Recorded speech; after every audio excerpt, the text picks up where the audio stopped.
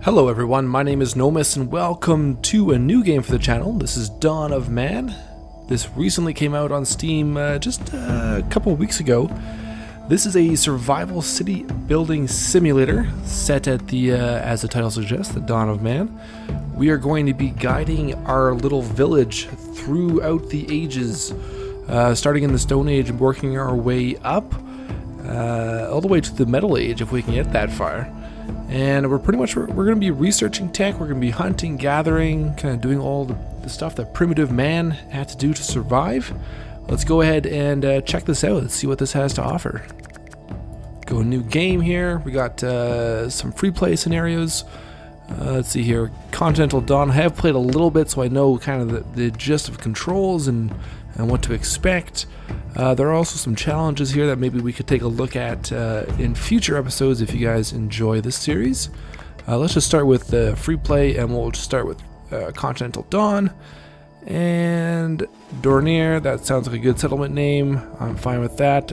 There are a few different locations we can choose from. River Fork. We can go down here into the Lake Valley, Mountain Lake, Merging Streams, Twisty River, Forest River. Let's try the Forest River. Let's give that a shot. There we go. There's our little settlement out in the big wide world. Let's see what we got here. We got a river right next to us. So we do have a source of water, which is good. We also got lots of forest, it looks like.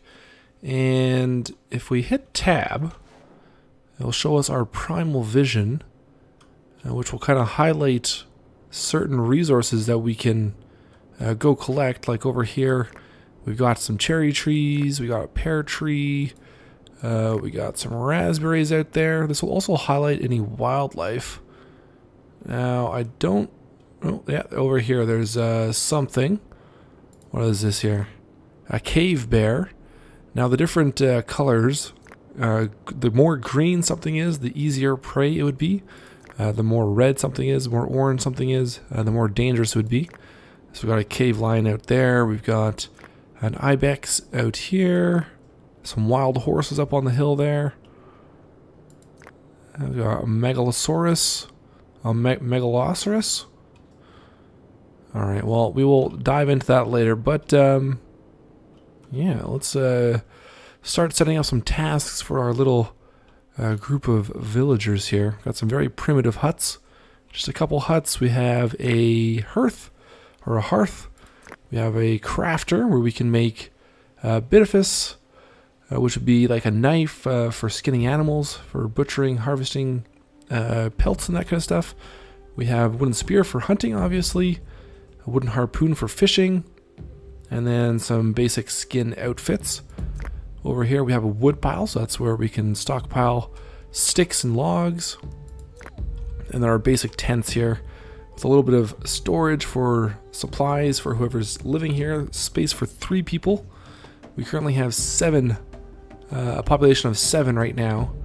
And so really no room to grow right now. We'll have to make some more homes. And if we go down here, we have a place work area. Let's first gather some sticks. We probably want to make another home. Let's see if we can find some sticks out there. Let's see. Are there any? Oh, yeah, it looks like there's some sticks up here. So we'll set a work area for gathering sticks up there. We will. Where's this tab? There we go. Let's put 2 people gathering some sticks. So they'll start making their way out into the woods there. We've got a child. We've got adult woman, Ian, Turek, the adult male, Marin, the adult male, or adult woman, I should say. We've got an old man here, Bangkal, another child, Bannock. So we got some people out looking for some sticks. Let's see what else we can do here. We can go obtain some flint. Now, aside from these work areas, these are kind of like automated work areas. We can also just click on a resource and have someone go out and gather from there. But I think I want to just set these work areas. So you can see it'll pick up a few resources in the general area. So let's send 2 people to go gather some flint. I think... Now, do we need a rock pile? I think we might need a rock pile to store these flint. So let's just put our rock pile maybe right beside our stick pile or our wood pile. People will go over there and build that. All they need, no materials, just need to actually get around to building it. We can speed up time a little bit here. I want to get the basics down in the first episode here, kind of show you how to get started as best as I know how. We can also set up a fishing area along the river. You can see there are little zones here. If we click on them, it gives us kind of a meter of how much fish are in that section of the river, how much mud is available. We can tell someone to just go fish here just by clicking, or we can set a work area.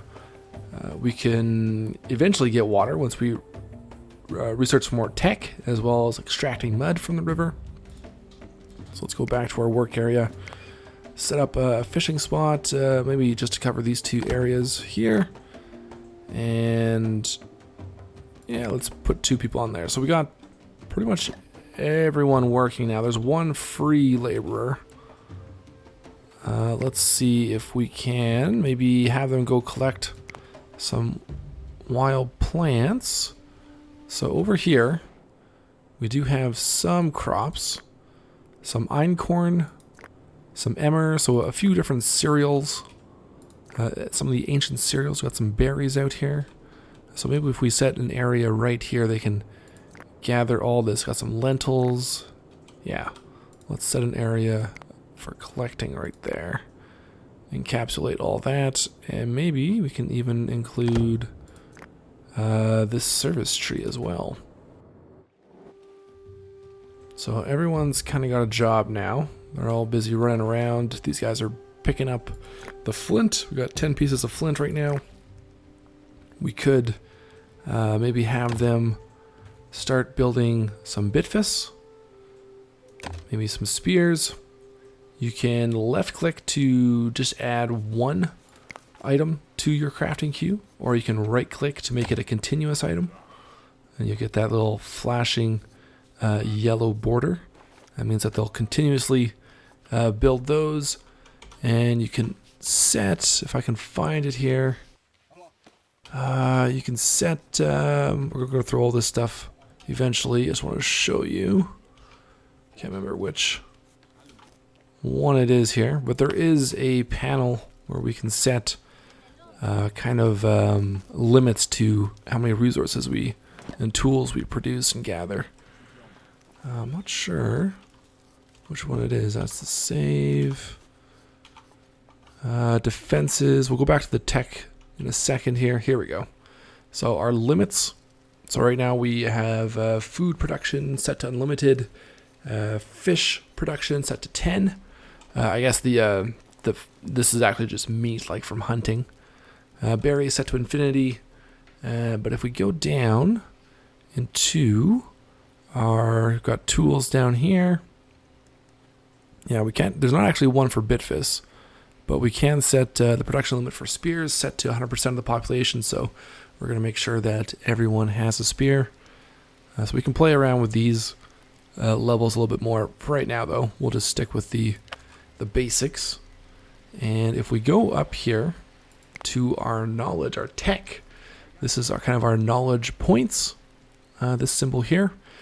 The more we meet these little goals, we'll get little knowledge points, and we'll get little notifications down here. So you can see we acquired 10 sticks, so that gave us 1 knowledge point a little while ago. We ran out of storage here, so we should probably look at building, I think,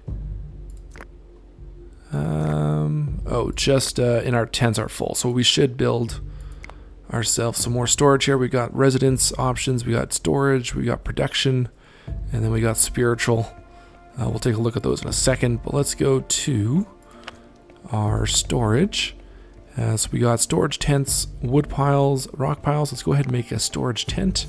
Maybe just behind our crafting area here. We can rotate a little bit. That's fine right there. So we'll place that down. That's going to take 8 sticks and 4 dry skins. Now in order to get the dry skins, we're probably going to have to go into our production here and make a couple skin dryers. So let's put these behind our storage tent. Let's put one on either side here. Actually, let's center this a bit. Back to production, skin dryer, put one, yeah, right here. All right. Got our Manic boy just hanging out. Up in the top right, we kind of mentioned the population level. We got our knowledge points. We got the temperature here, so it's quite warm out right now, 28 degrees Celsius, 82 Fahrenheit. We are at the beginning of summer, so we're gradually making our way through the season. What else we got here on the top left? We got indicators for all our resources. Again, it's saying no storage is left, so let's set this to a... Actually, we'll set this to a high priority. Get our skin dryer, and we should go look for some animals to hunt, because we will need some skins. So, let's see, what do we got here? Let's slow it down, go into our primal vision, and there is a mouflon here. That's pretty green. I think we could go hunt that. We can also set hunting areas, but I think for right now we'll just have 1 or 2 people go out to hunt this. Looks like these are the 2 that are going out there. And we can actually go into a focus camera, which I think is a pretty cool little option for this game, for this type of game. So we get to join in on the hunt. So, I killed him. I think this guy's just drinking some water. Let's jump out of that camera for a second. We'll go over and take a look here. She's cutting up the animal with the Bitfus knife that she has. We got a knowledge point for our first animal hunted. And they should, once she finishes getting her drink here, start bringing back these resources. So we got some raw skin here. We got some bones. And then there's some meat here as well. Some raw meat. And everything does have a condition meter that slowly deteriorates. So you don't want to leave stuff out for too long. Let's see if there's any other animals close by. Oh, we got Megaloceros here. Let's hunt that as well. Now, aside from doing that option, we can also choose some people to go hunt. And they will both go and hunt that Megaloceros. It may successfully run away, though. It is quite far. Is she going to give up? No, she's still going for it. All right, well, let's call them back. Let's call them off. I might want to send more people after an animal to get them all, get them taken down a little bit faster. So let's go back into our vision here. We got some ibex over here. There's also some young ibex. Let's grab maybe these 2. Let them drop off their stuff. Okay, and let's grab all 3 of you. And let's go hunt this. So gather up here. And we'll go hunt ourselves an ibex. Oh, if we don't scare them all away first. Which we did. Gotta be a little bit more stealthy than that. Alright, let's hunt this guy.